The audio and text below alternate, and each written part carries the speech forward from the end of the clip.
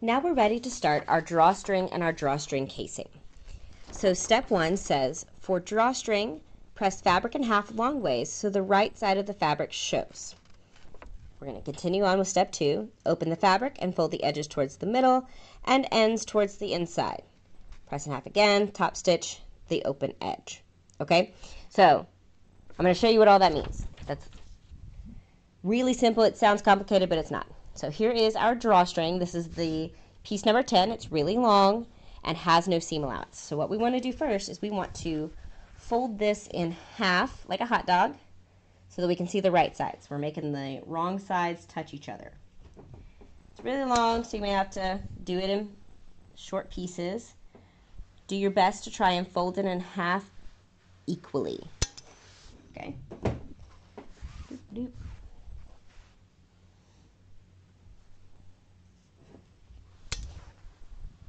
We've done something similar with our bias.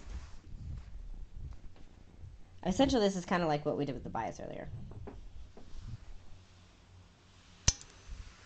All right, so fold it in half. It looks like a really long hot dog snake. Mine looks like a lime snake. So now what we want to do is we want to open it up, and we can see from opening it up, there's this lovely crease here. So what we want to do is we want to fold each of these sides toward the middle. We're going to press that and press it again. So we're going to take this actually one step at a time instead of doing that all at once. So I'm going to fold one side toward the middle, but not over the middle. Okay? Let's see if I can get this in here a little closer so you can see what I mean with that edge. Okay? So I can see my folds real easy. I take this one side, fold it toward but not over the middle. And if you need to do the technique where you are pinning to the table, feel free. That's one of the nice things about this. Just don't iron over the head of your pins because they'll likely melt if you have pins with colors on the end. Okay, so see, I folded towards the middle. I'm going to keep going down until I get it all pressed toward the middle. Toward but not over.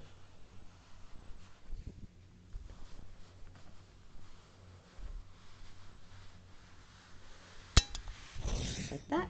Now I'm going to go back to my beginning and press the other side toward the middle, but not over.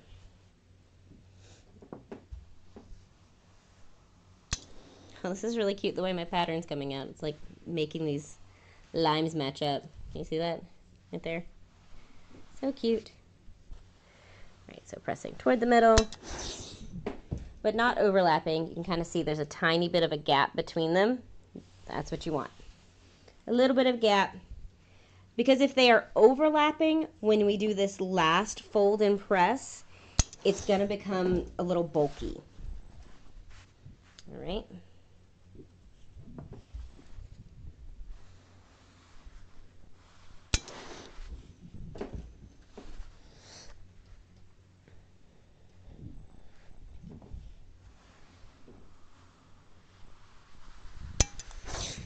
Okay, and now we just fold and press it again, just like the first time.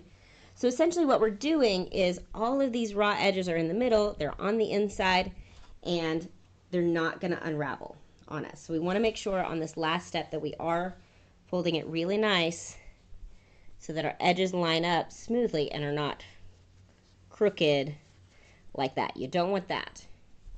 You want it to be nice and flat to each other. Okay? So if you need to take your time on this step, go ahead, because we're nearly done with this. Press again. Now folding it over this many times is going to create a nice strong drawstring that you can pull at all day, because it's essentially 4 layers of fabric right here is what's happening from folding it this often. You guys may or may not have figured out that the more layers of fabric a seam has, and the more rows of stitching a place has, the stronger it is. Okay? Okay, so this is all pressed and it's ready to go to the sewing machine to stitch. So as you can see, like we've pressed it, but it still wants to fold open like this. So what we want to do is we want to stitch right along the edge here just to keep it closed. Okay? So actually, before we do that, we want to take these ends that are raw. We want to fold it in like that. So I'm going to fold one in towards the inside, just like that. Fold it in half again so that all of those raw edges are tucked to the inside, like that. I'm going to press it so we don't have any raw edges. Okay? Do that to the other end here. And I'm actually going to do that whole white part just so that my drawstring looks nicer on the end there. Okay.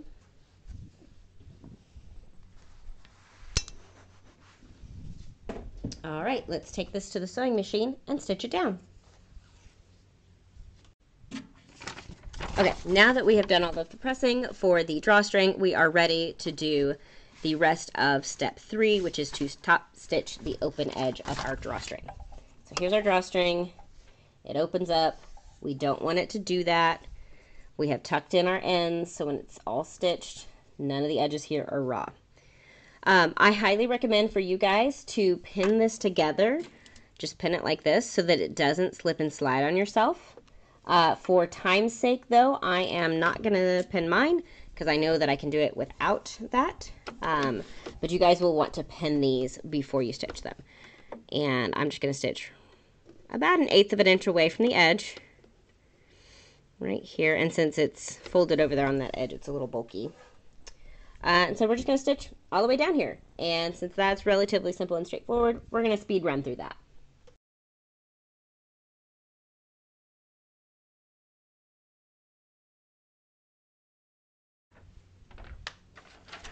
Now we're ready to start working on the casing. So on step 4, it says, for the casing, roll hem short edges. So let's see what that means. I'm actually going to do step 4 and step 5 kind of together right here at the iron, and then do the stitching at the sewing machine for this, okay? So I have piece number 7, which is our casing, and it does have seam allowance. So what you want to do is, you can see your seam allowance right here. We're going to fold that amount to the inside. So this is similar to what we did with our drawstring. We're just tucking these edges to the inside so when it's all put together, it is nice and clean, okay? And we don't have any weird raw edges at the end there. So on both of these short sides, I'm just folding over that seam allowance amount, pressing it. Now you can, for good measure, open it up, kind of like what we did with the casing. Open it up and fold it again, and fold it again, like that. That's a true rolled hem, where there's not raw edges here. Okay? I'm going to press that so it stays in place. Open this one up on that seam allowance line, fold to the seam allowance, fold, fold again, because I'm rolling it on itself. That's why it's called a rolled hem. All right, there we go. So there's that. Now, what you want to do is you want to stitch this down so that it doesn't go anywhere. I'm going to go ahead and do the next step just since I'm right here at the iron and move forward. So all we're going to do is we're going to fold this in half like a hot dog, kind of like what we did with our casing, so that we can see the right sides. Just like this. And I'm going to press it. Roll hem and all. I'm lining up the cut edges so that it comes out nice and straight. There we go. Okay, so now it's laying flat and folded together. So now I'm going to take it to the sewing machine and stitch this line down. I'll just open it up to get to that. All right, let's head to the sewing machine. Okay, so now onto our casing. We have already done the pressing for the roll hem on the short edges, and I did go ahead and do step 5, fold the casing in half and press. So now we need to actually stitch these short edges down, because otherwise if we don't, they're going to flip out because of how this comes together. So here's our casing. I'm going to open it up so I can see my rolled hem here. And I'm just going to stitch it down. I'm going to stitch close to this edge so that it's all in place. Back stitching at beginning and end. Okay. I'm just going to leave a little tail there. I'll cut these apart in a second. Boop, boop.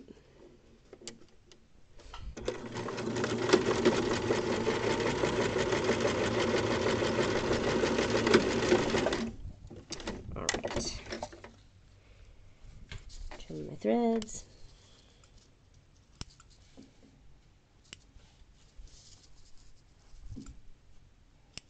There we go. Okay, so now you can see that that is not going to flip out, and we're ready for the next step. So let's jump over to the big table for this pinning process. Okay, last step on our drawstring and casing. Step number 6. Pin to top of the bag with raw edges up and machine based in place. So we've got our bag. This casing is going to go around the top edge here where we've got our flap and all of that. And what it's going to do is it's going to wrap around here and then have an opening in the front that our drawstring can then go through.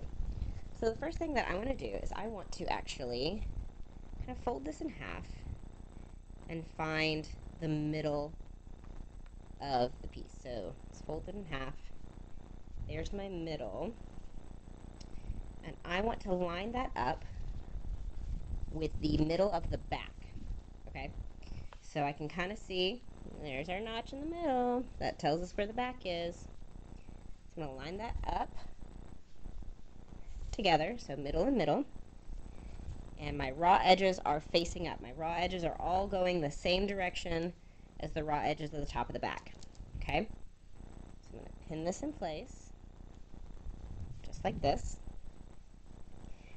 And it's still folded in half like a hot dog. You can see both sides. The folded edges here, raw edges here. And I'm just going to bring it all the way around, pinning as I go. So you want to start at the center of the back and work your way around.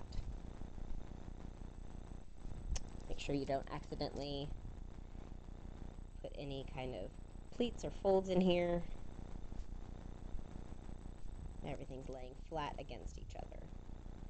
And we're just matching up these cut edges.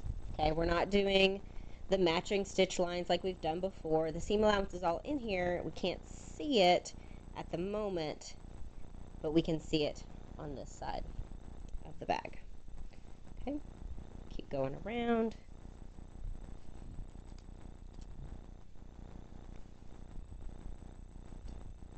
Till I get to the front. And where this stops is where I stop. And that should stop right around the notch at the front, okay? You should have a little gap here. If you've got more of a gap, that's okay. You just don't want them to overlap each other. If they do overlap, then come find me and I will show you what to do, because we'll need to trim down your casing because you somehow cut it too big. Okay, so I'm going back to the center back of the bag and working my way around to the front on the other side. The reason I'm starting in the back instead of in the front is so that whatever the opening width is actually landing evenly at the front of the bag and isn't off center, because that'll just look weird and your overall neatness will go down because it won't look nice. If you've got a bigger gap but it falls right in the middle, that's going to look better than a big gap slightly off to the center, off the side. Right, here we go. Look at that. They line up perfectly. Oh, they almost make a whole line. That's so cute. Not on that side, but that's okay. That looks so cute. That's going to end up looking like a whole line right there. That's cute. All right, now we are ready to go to the sewing machine, and we're going to machine base this down. We've done this twice in the back already with the straps and the grab handle and then the flap. Same thing. We're just going to run the edge of our presser foot along the top edge here because we want to temporarily put this casing and attach it to here so it doesn't have to stay pinned. Okay? Since we've done the machine basting before, I'm going to kind of speed run through it what we'll do is we'll start at one side, work our way around, and end on the other side. Okay? Let's go to the sewing machine.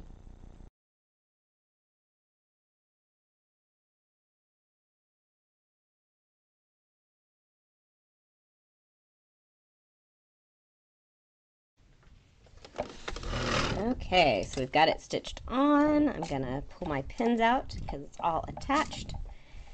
I'm going to show you what it's starting to look like, or what your bag should be starting to look like. So here's our top, there's the front. Eventually, once we get everything together, this casing is going to come up like this, and our drawstring is going to get threaded through here, okay? So all of this is going to flip up nice and pretty, just like that. Okay, let's move on to the next steps.